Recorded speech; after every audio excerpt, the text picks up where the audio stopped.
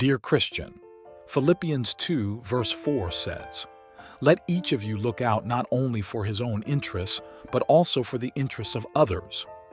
In the UK, a woman who suffered from severe mental illness was found in a mummified skeletal state. She died in her apartment and lay there for 3.5 years. In the Netherlands, a 74-year-old woman was discovered by police after she had been dead for 10 years. A man attended the same church for 24 years.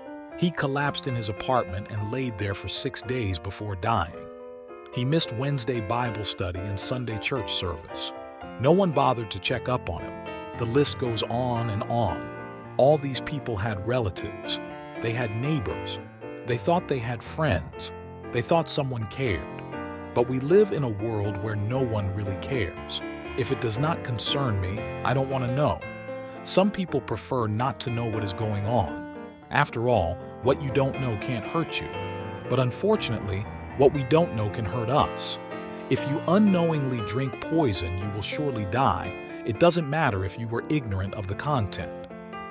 An earlier HIV/AIDS campaign said, "Don't die of ignorance."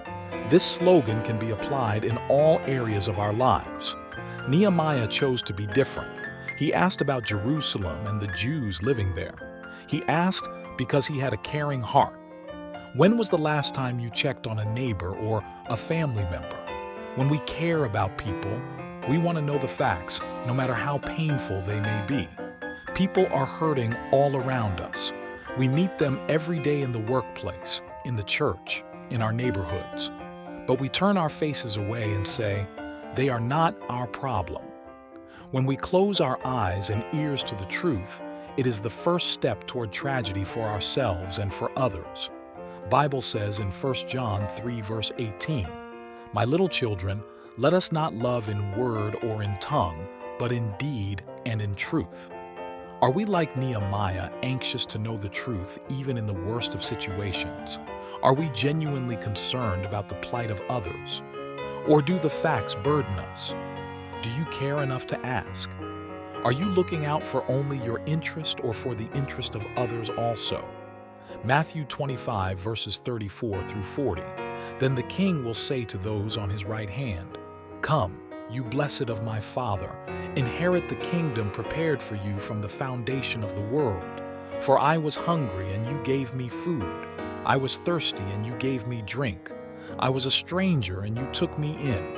I was naked, and you clothed me. I was sick, and you visited me. I was in prison, and you came to me.' Then the righteous will answer him, saying, 'Lord, when did we see you hungry and feed you, or thirsty and give you drink? When did we see you a stranger and take you in, or naked and clothe you? Or when did we see you sick or in prison and come to you?'